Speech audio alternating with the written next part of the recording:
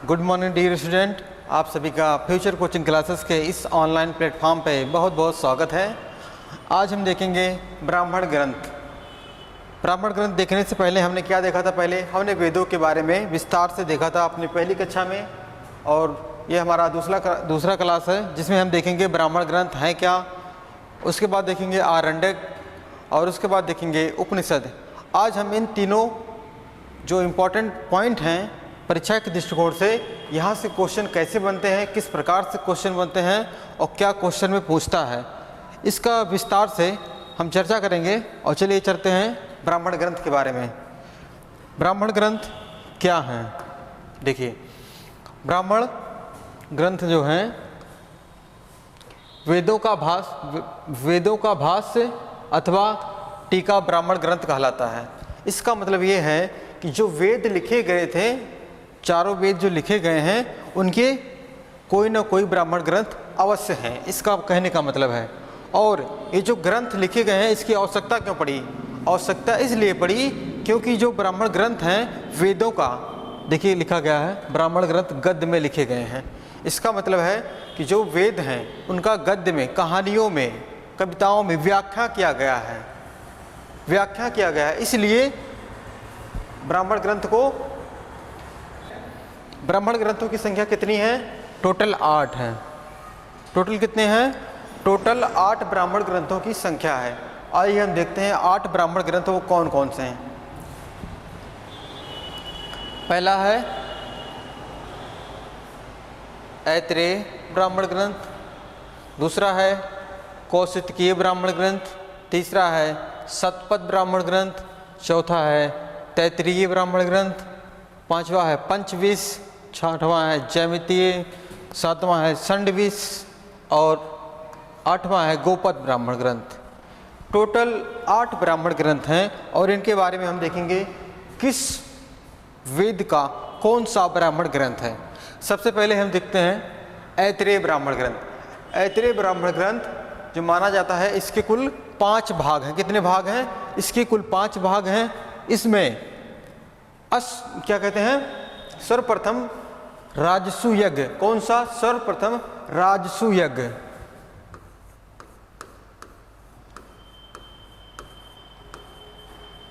राजसु यज्ञ के बारे में अगर से जानकारी हमें कहीं से मिलती है तो कौन से ब्राह्मण ग्रंथ से? ऐत्रेय ब्राह्मण ग्रंथ से हमें जानकारी मिलती है। ऐत्रेय जो राजसु यज्ञ कब कराया जाता था? ये राजा के राज्याभिषेक के समय कराया जाता था राजसु यज्ञ। क्लियर है? दूसरा हम देखेंगे कौशिकीय। पहला और दूसरा ऐत्रेय और कौशिकीय ये ऋग्वेद के हैं। क्या उनसे हैं? ऋग्वेद के। ऋग्वेद के ब्राह्मण ग्रंथ हैं। कौन से? ऐत्रेय और कौशिकीय। तीसरा कौन सा है? शतपथ ब्राह्मण ग्रंथ। शतपथ ब्राह्मण ग्रंथ किसका है? ये माना जाता है यजुर्वेद का है। किस वेद का है? यजुर्वेद का ब्राह्मण ग्रंथ है शतपथ ब्राह्मण ग्रंथ। उसके बाद दूसरा हो गया, तीसरा ब्राह्मण ग्रंथ कौन सा है? शतपथ ब्राह्मण ग्रंथ। शतपथ ब्राह्मण ग्रंथ यजुर्वेद यजुर्वेद जो होता है, यजुर्वेद 2 भागों में बांटा गया था, एक कृष्ण यजुर्वेद, दूसरा शुक्ल यजुर्वेद, जिसमें से शुक्ल यजुर्वेद का कौन सा है? शतपथ ब्राह्मण ग्रंथ है। और तैत्तिरीय ब्राह्मण ग्रंथ जो है ये किसका है? कृष्ण यजुर्वेद का है। इसका हम अगर से लिखें, शतपथ का है शुक्ल यजुर्वेद और तैत्तिरीय का है कृष्ण यजुर्वेद।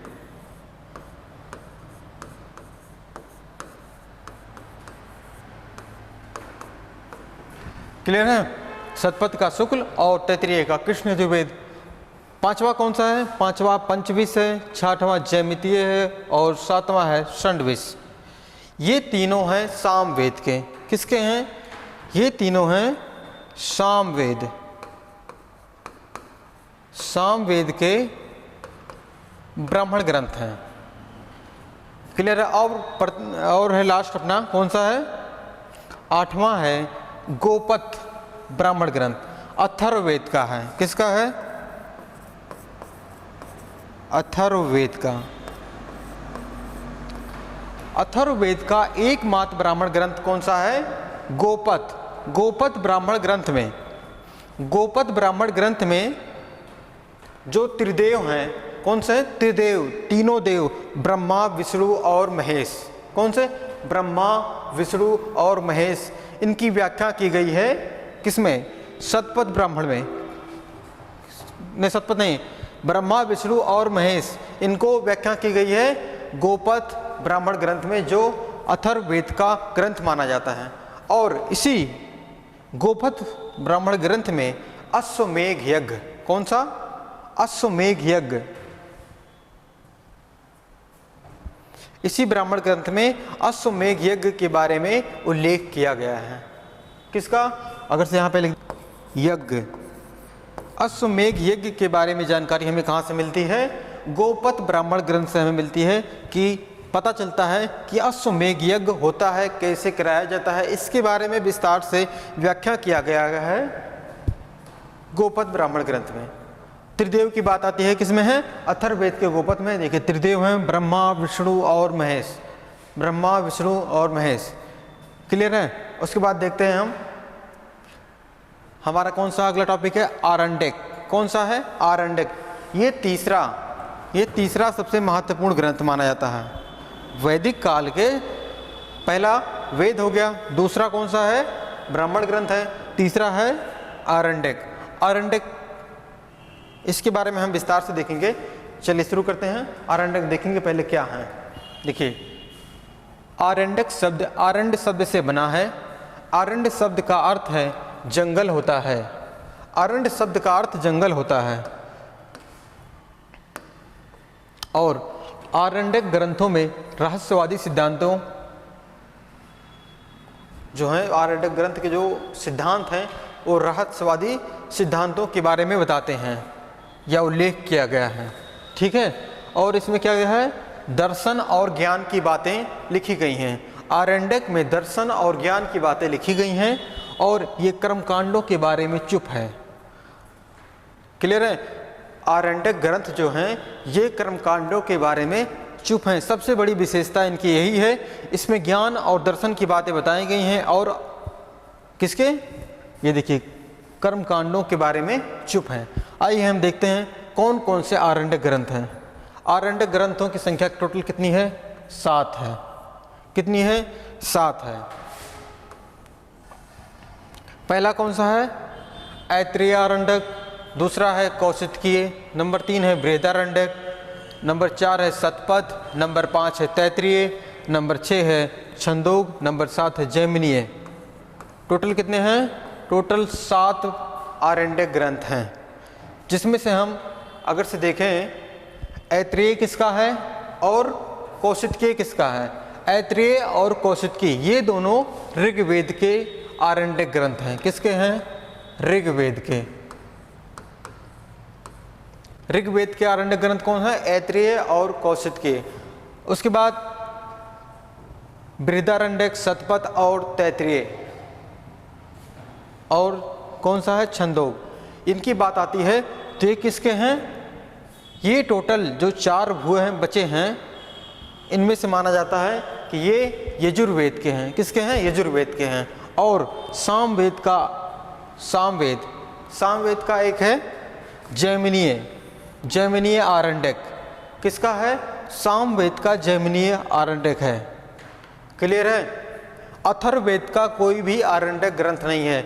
सबसे मुख्य बात यही है कि आरण्यकों में अथर्ववेद का कोई भी आरण्यक ग्रंथ नहीं है, क्लियर है। अगर से यहाँ पे लिख दें हम,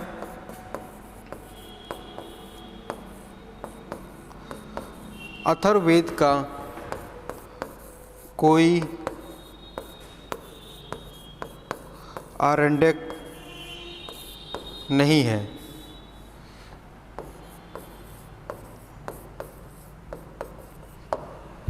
क्लियर है, आरण्यक क्लियर है, 7 हैं, जिसमें से अथर्ववेद का कोई भी नहीं है। और जो 7 हैं टोटल ऋग्वेद, यजुर्वेद और सामवेद तीनों में बटे हुए हैं, लेकिन अथर्ववेद का कोई भी नहीं है। चलिए देखते हैं अगला हमारा कौन सा है, हम अपना उपनिषद। उपनिषद क्या है, उपनिषद क्या है, उप प्लस अगर से इसे कह दें नी और प्लस सा, क्या है, उप प्लस नि प्लस सा, सद है, टोटल क्या होगा, उपनिषद है। इसके बारे में उप का क्या मतलब होता है, उप का अर्थ है समीप, क्या है, समीप। नि का अर्थ है निष्ठा, निष्ठा पूर्वक, क्लियर है। उप का अर्थ समीप, नि का अर्थ है निष्ठा पूर्वक, सद का अर्थ होता है, सद का अर्थ है बैठकर, बैठकर। टोटल क्या हो जाएगा, जोड़, इनको तीनों को से जोड़ा जाए तो क्या हो जाए, गुरु के समीप निष्ठा पूर्वक बैठकर। इसका अर्थ यही होता है, गुरु के समीप निष्ठा पूर्वक बैठकर ज्ञान को ग्रहण किया जाए तो उसे क्या कहेंगे, उपनिषद की जाए, या तो ज्ञान की बातें की जाएं। जो गुरु और शिष्य के बीच की वार्ता होती है उसको क्या कहते हैं, उपनिषद कहते हैं। देखिए कुछ चित्र में दर्शाया गया है, गुरु के समीप निष्ठापूर्वक बैठकर। आइए देखते हैं अगला हम उपनिषद के बारे में, और कौन कौन से इनके उपनिषद हैं।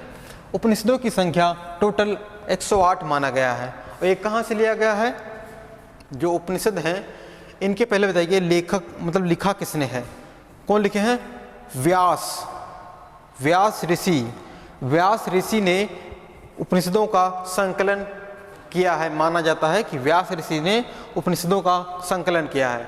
टोटल कितने हैं, 118 हैं। कहाँ से देखे हैं, मुक्तिकोपनिषद। कौन सा है, मुक्तिकोपनिषद, जो माना जाता है यजुर्वेद का है, लेकिन इसका कोई प्रमाण ग्रंथ नहीं है मुक्तिकोपनिषद का। इसका कोई समय डिसाइड नहीं है कि कब लिखा गया था, क्लियर है। उसके बाद कुछ प्रमाणित जो हैं उनके बारे हम देखेंगे, जिसमें से हम 13 प्रमाणित यहाँ पे लिए हैं। अगर से बात आती है, जो एक ऋषि हैं शंकराचार्य, आदि गुरु शंकराचार्य। कौन थे, आदि गुरु शंकराचार्य। उन्होंने बताया कि जो उपनिषद हैं उनकी संख्या कितनी है, 10 है। कितनी है, आदि गुरु शंकराचार्य ने बताया कि उपनिषदों की संख्या 10 है। अगर से यहाँ पे लिखें शंकराचार्य, शंकराचार्य के अनुसार उपनिषदों की संख्या 10 मानी गई है। और टोटल हम देखेंगे 13, जिसमें से सभी आ जाएंगे, चाहे 12 कोई माने, चाहे 13 कोई माने, चाहे 10 कोई माने। हम संपूर्ण को देख लेते हैं, उसमें से सभी आ जाएंगे। पहला कौन सा है, ऐत्रेय।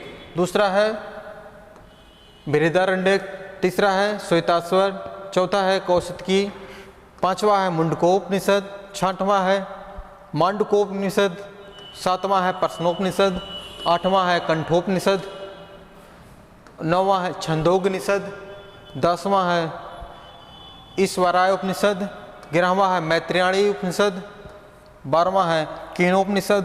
और 13वां है तैत्तिरीय उपनिषद, तैत्तिरीयोपनिषद। तो हमने क्या देखा, 13 उपनिषद हैं, जिनमें से अगर सबसे इंपॉर्टेंट हम देखें तो कौन सा है,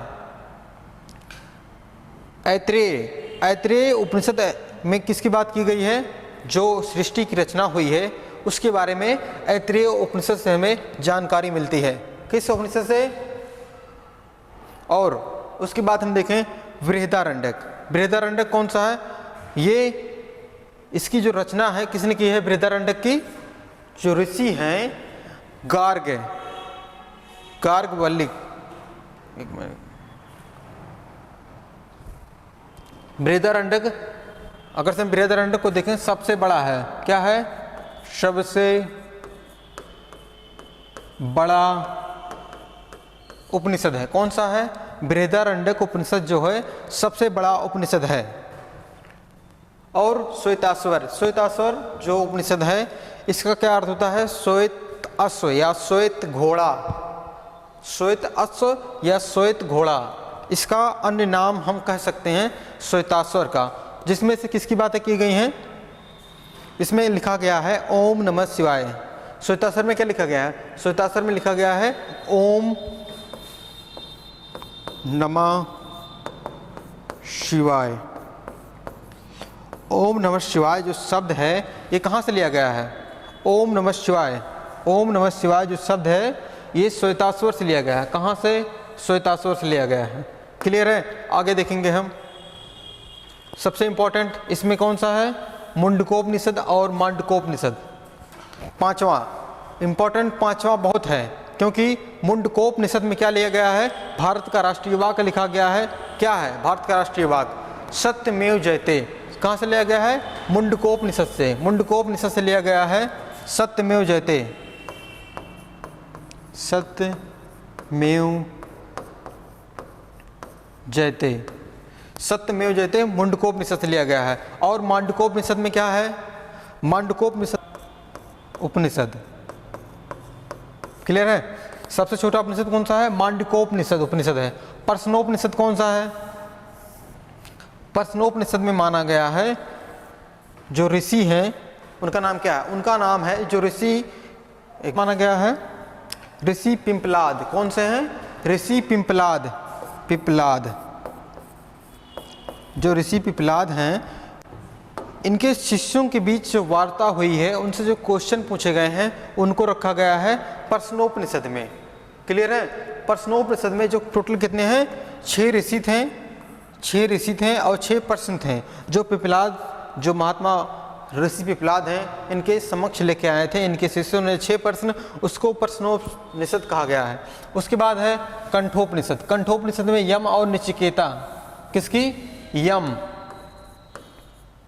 एंड नचिकेता, यम और नचिकेता के बीच संवाद, यम और नचिकेता के बीच संवाद या वार्ता कही गई है, तो कंठोपनिषद में कही गई। छंदोपनिषद सबसे इंपॉर्टेंट इस लाइन रो का कौन सा है? छंदोप। इसमें श्री कृष्ण को, भगवान कृष्ण को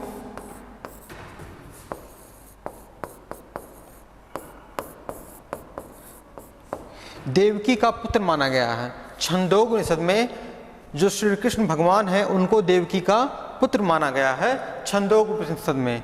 उसके बाद है, हमने क्या देखा? ऐतरेय हो गया, ठीक है। छंदोपनिषद में केवल 3 आश्रमों का उल्लेख है। सबसे इंपॉर्टेंट बात है कि छंदोपनिषद में 3 आश्रमों का उल्लेख है। सर्वप्रथम 4 आश्रमों का उल्लेख जबालोपनिषद में मिलता है। किस? जबालोप उपनिषद में मिलता है। जबालोप उपनिषद जो है वो यजुर्वेद का एक उपनिषद है। किसका है? यजुर्वेद का उपनिषद माना जाता है जबालोपनिषद। देखिए जबालोपनिषद, क्लियर है? जिसमें 4 आश्रमों का उल्लेख है। 4 आश्रम हम देखें अगर से तो कौन कौन से हैं? देखिए ब्रह्मचर्य पहला है, दूसरा गृहस्थ, तीसरा वनप्रस्थ, चौथा है सन्यासी। 4 टोटल आश्रम हैं जिनकी आयु क्या है? अगर से यहाँ से देखें, ब्रह्मचर्य 25 वर्ष, जब आदमी ज्ञान सीखता है, गुरु के पास जाता था और आश्रम में रहता था, ब्रह्मचर्य। उसके बाद गृहस्थ, ज्ञान प्राप्ति के बाद जब आदमी आता, मनुष्य कोई भी व्यक्ति प्राचीन समय में ज्ञान प्राप्ति के बाद गृहस्थ आश्रम में प्रवेश करता था। उसके बाद 50 वर्ष के बाद जब वो होता जाता था, तो उसके बाद वनप्रस्थ करता था, वन में चला जाता था।